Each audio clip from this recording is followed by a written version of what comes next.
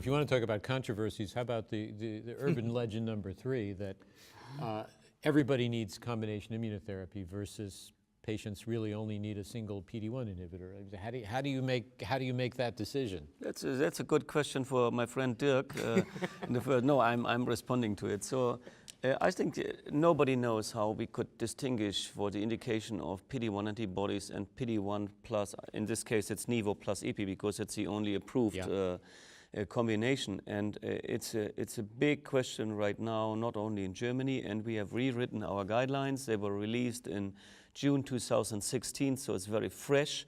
And, the scheme has become, simpler, simply because we believe in Germany, and this was an interdisciplinary board, discussing the guidelines, that there's no data available telling us at this point of time if we need to go ahead with Ipi plus Nivo for all patients or just a PD-1 antibody, or for patients who are carrying a BRAF mutation, the PD-1 plus MEK inhibitor. So they are all on the same line, in first line. So it's a decision which needs to be made on individual criteria. And trust me, I think we haven't identified very good individual criteria right now. So it's very much gut feeling in each board. And it's also, believing in something or not believing in something.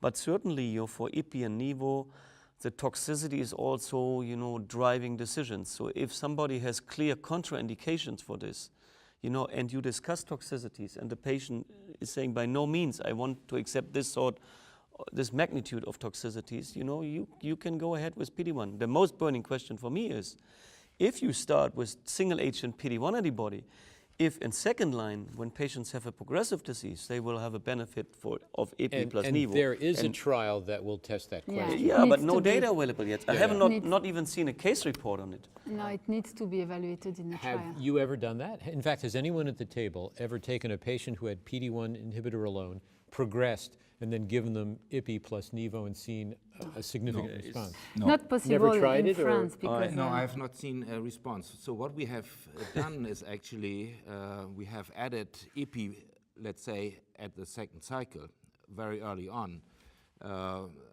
because we believed that there was some increase in LDH, that would not work enough. I see.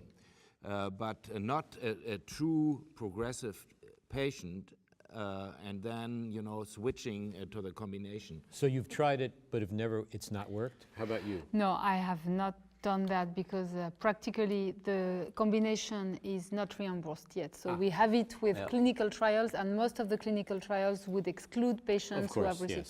Yes. But I have given EP afterwards, and sometimes it works. Of course, 10%. We agree. But what about Reinhard?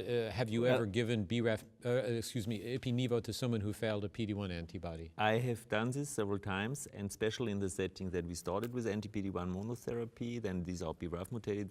They go on to targeted therapy, and then they go into this smoldering progressive disease, and at this time point, you know that the effect of the targeted therapy will be limited, and you know that these patients will have not ever seen Ipi. So then the question is, should you put this patient on Ipi monotherapy, or whether the alternative is that you use combinations? And actually, I'm encouraged by some data from Erlangen. I have seen the manuscript. It's only a case series, very few cases. 10. And in this case series, there are a few responses.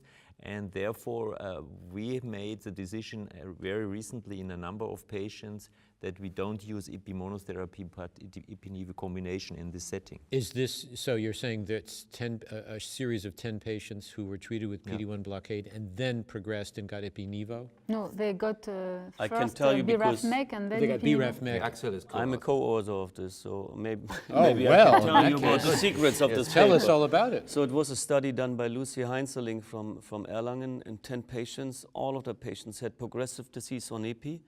At this time, they could switch to PD-1 antibodies. They were not approved in Germany at this time, so that was the early access program where they needed to be pre-treated with Ipi. So it was Ipi, and then they failed on Ipi. They failed on anti-PD-1. If this was Pembro or Nivo, doesn't matter. And all of these 10 patients got low dose Ipi, 1 mg per kg, and full dose Pembro. This scheme, which has been described at ASCO this year. Yeah. 10 patients, 1 partial response, and 2 stabilizations, all the other patients had progressive disease. So it's So not that... the conclusion was it might not be very efficacious in this setting if you have a progressive disease on 2 drugs, you know. But the interesting observation is, for me, the most interesting observation is there was no CTC grade 3-4 toxicities. So maybe, you know, the immune but they system... got low-dose IPI, yeah? No, that's IPI at 1. No, but even Yes. there you have 37% grade 3-4 toxicity as described for full dose Pembro and low dose IPI. But here there was not a single case with grade 3-4 toxicity. Maybe, you know, it's burn out of the organs which had already been infiltrated by T lymphocytes because they were treated with IPI and whatever, you know, almost no toxicity. Okay. So in general practice, when you're using PD-1 inhibitors, do you tend to favor off-protocol Pembro for the 3-week schedule or Nivo? Is there a difference? Is it a patient convenience issue? I mean, I know what we do in the States, but is it the same for you? So I don't know how it is in the States, but in Germany, you know, most of the centers are favoring a 3-week scheme over the 2-week scheme for practical reasons. For the It's patient. simply because it's the patient convenience, but it's also the convenience of the treating physicians. So in dermatology units, in dermato-oncology units, you know, we have so many infusions to manage. And everybody is happy if we're not doing it, you know, every 2 weeks, but we can do it every 3 weeks. But still, I think that the drugs are the same in terms of efficacy and tolerability. So it's a practical issue. But, you know, there is testings of 2 weeks versus 4 weeks for Nivo now underway. And certainly one of the reasons is this practical issue and also the flat dose discussion. And I heard it's approved in the US now for various cancers, including melanoma. Nivolumab flat dose Nivolumab, is the now 240 as a flat dose. So that's something interesting. It's coming new, and I think the field is changing. But Yeah. every what? Every 3 weeks? Every 4 weeks. The Every FDA 4 has approved the every use of a 4 flat weeks. dose every 2 2 weeks weeks. with 2 Nivo weeks. at 240, which makes sense because you waste less. In other words, you'll use the whole vial at 240, Yes. and there's really not much of a dose response for But it's Nivo. still every 2 weeks.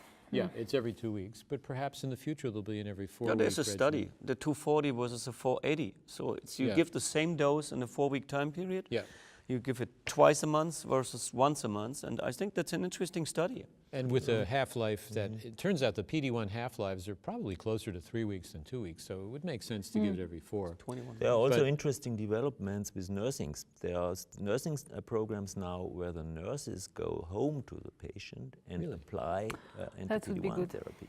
Maybe not for the first Not for the infusion, first but, time, but if you are on long-term therapy, I think this is also a strategy.